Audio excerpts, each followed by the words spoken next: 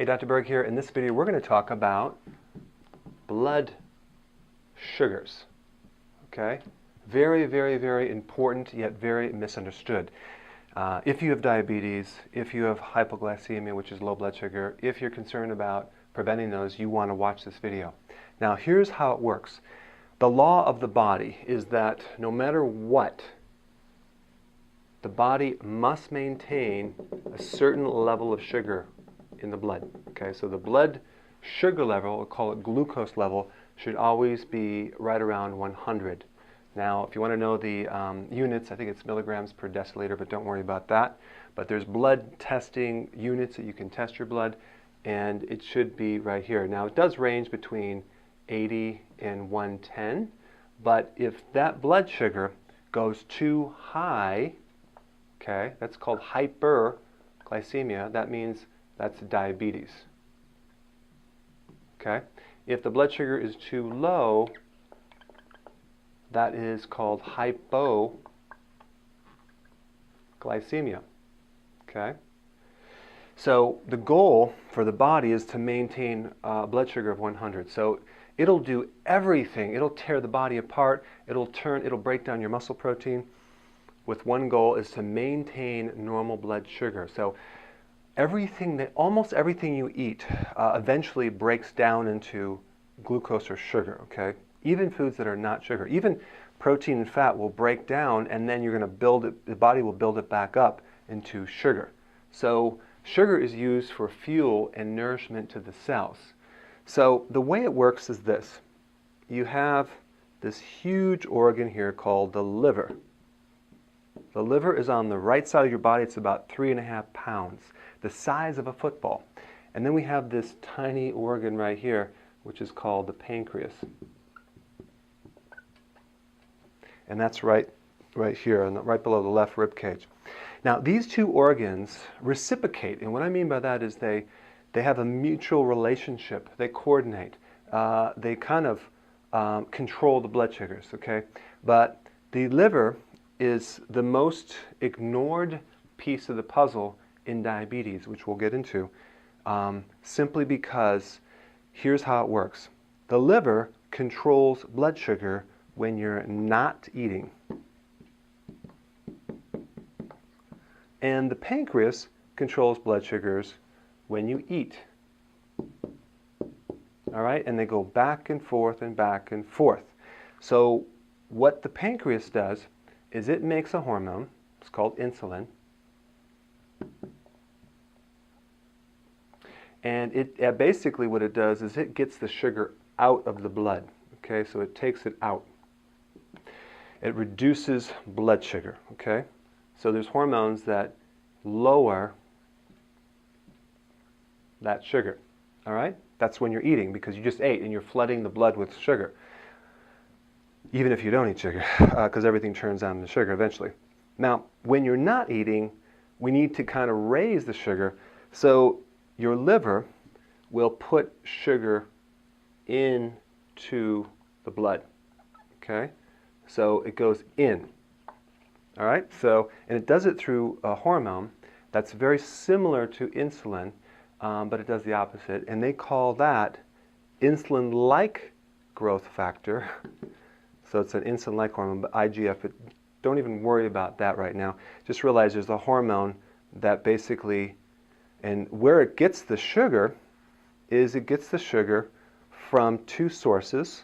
One is the muscle and the liver, okay? And that's basically stored sugar,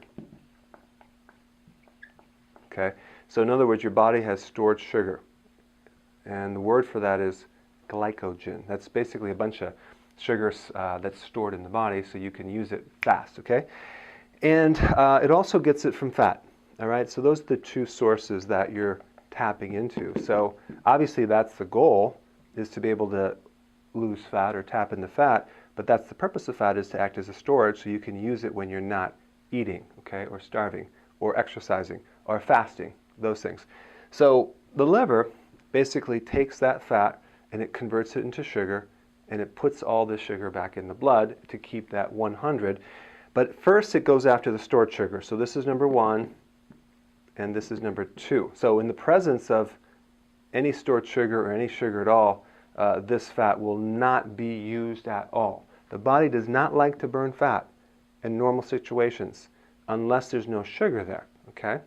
So the way it works simply is the pancreas regulates sugar, it pulls sugar out when you're eating, and then when you're not eating, the liver starts kicking in there and puts the sugar back in and starts to take this storage and start to put it back in the blood to maintain a sugar at 100. Now let's talk about briefly what happens when that sugar gets pulled out of the blood when insulin goes up. Okay, so there's 3 situations that occur. Number 1, that energy, that sugar could be used as energy, immediate energy. Let's say you're exercising, so you're going to be using up your energy, or during a marathon, the person's eating sugar and it's kind of burning up. Or number 2, it's being stored as sugar, that's stored sugar in your liver and in the muscles. So we want that to happen because if it's stored, then it's not converted to fat. Okay, so I'd rather have stored sugar than fat, right? Because stored sugar is just going to use for energy, but we don't want too much. So there's a certain amount of sugar that's stored in the body. But in order to store this sugar right here, what happens is that you need potassium, all right? Without potassium, you can't store sugar. So for every sugar little molecule, you need 1 potassium molecule, like that. So potassium is like the glue to hold the sugar together. So with low potassium levels, the person will start craving sugar. Why? Because they can't store sugar. So they crave sugar. Why? Because the sugars are going down and the body's telling you, give me that sugar. So the symptom of cravings means your body has low blood sugar and it's really low potassium. So what happens when people crave sugar? They go eat sugar, right? What they should consume is potassium. Now the problem that most people have is they don't really know how much potassium they need on a daily basis. An average body needs 4,700 milligrams. That's a lot. In fact, 1 banana is 400, so you'd have to have 10 bananas. That's not going to work. So we really need, our bodies need 7 cups minimum of vegetable every single day. Now if you're doing 1 cup or 2 cup, it's not going to cut it. And if you're taking a pill, it's like 40 milligrams, you have to have like 100 of them. So we want to do the vegetables. So you can do the kale shake for breakfast as part of it, and then have your eggs, whatever, and then for lunch have this huge salad. For dinner have some more vegetable. But we really want to shoot for 7 cups. And if you're at all interested in managing or improving your blood sugar issues, this is a must, especially if you have diabetes. Okay, so we want stored sugar. And then also, if there's too much sugar to be pulling out, and that sugar is not being used as energy, and you don't have potassium, guess what? It goes right to fat. So it's being converted to fat. So that is one relationship between potassium and fat. If you don't consume enough vegetables or potassium, you tend to gain more fat. All right, so those are the 3 things that occur with where the sugar goes after you consume sugar and the spike of the hormone insulin from the pancreas. Now the next point has to do with what is diabetes. Diabetes is a condition where your body has no longer been able to regulate the sugar in here. And it comes from consuming, obviously, too much sugar. That's the most common cause. But here's the thing. Diabetes type 2 is a less serious diabetes.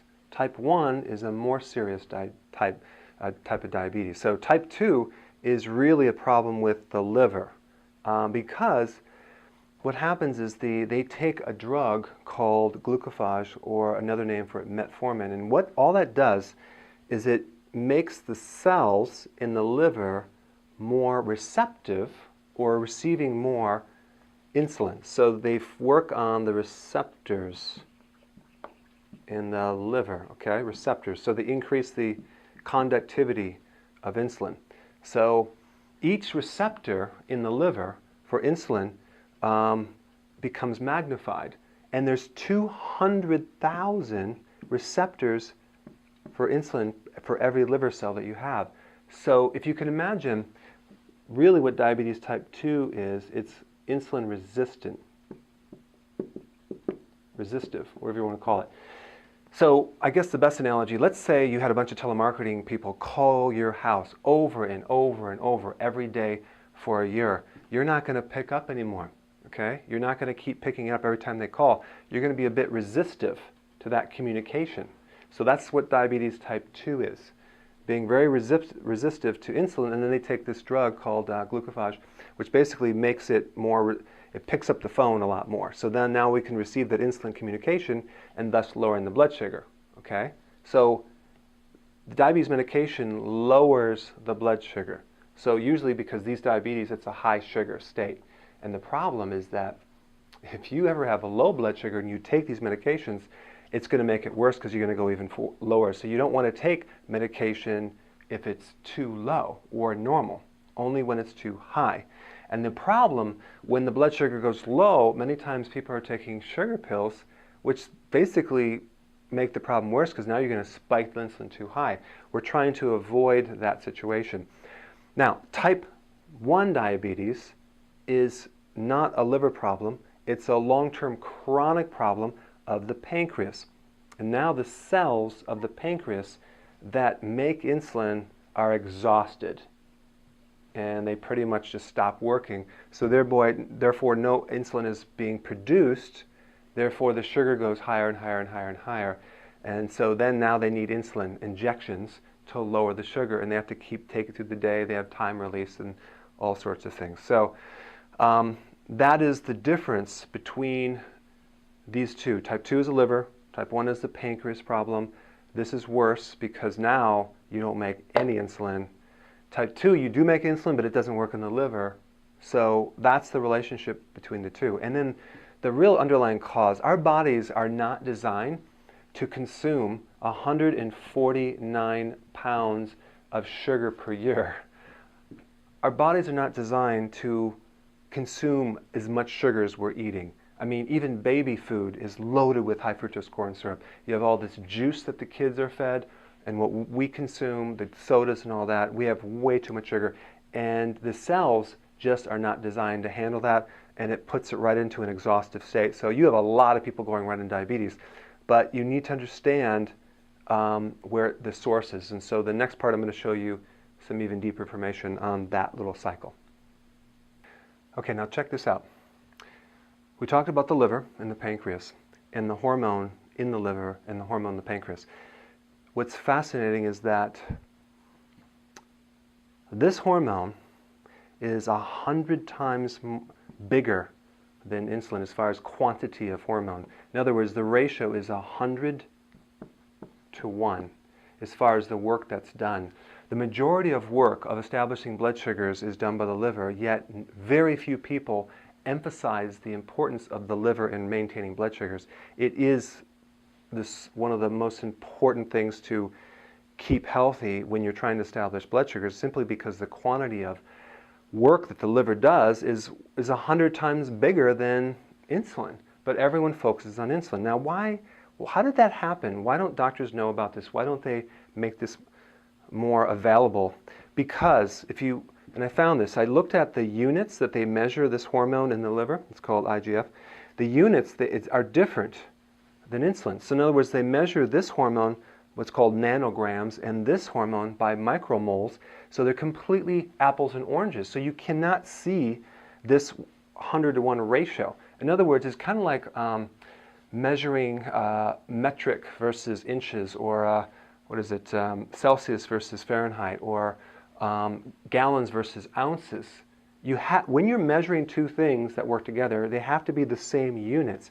And if they're not the same units, you're going to miss the fact that this liver is 100 times more important than the pancreas ever was. Now, what's the significance of that? How can we use that information? Well, all we have to do, simply, if we want to improve the function of the blood sugars and correct diabetic conditions, is increase the liver. If you just increase the liver by 20%, you take 80% of the stress away from the pancreas.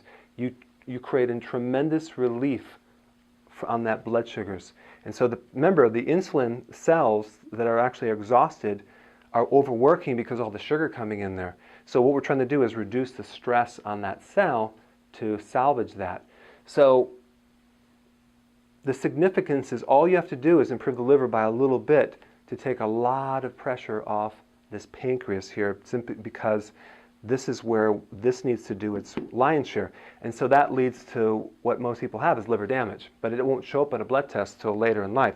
So when you damage the liver by consuming too much alcohol or too much cooked foods or junk foods, or even not enough vegetables, because the way to repair the liver is through raw vegetables, and that is why I start everyone out on the liver enhancement in my book, Chapter 10, because if you improve the liver function, you actually can help a lot of different problems. Also, age.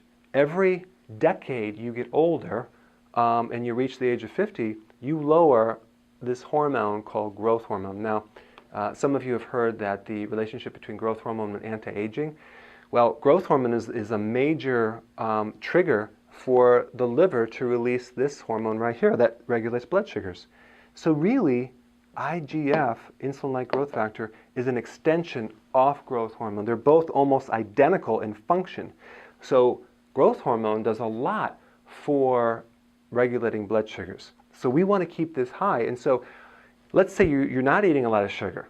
Well, it could be that you're just getting older to the fact that the liver's not receiving that growth hormone as much. So there are things you can do to improve it, but the fact that is the growth hormone that goes down, you have to be even better on your diet because you don't have the full capacity of that regulation of that liver function.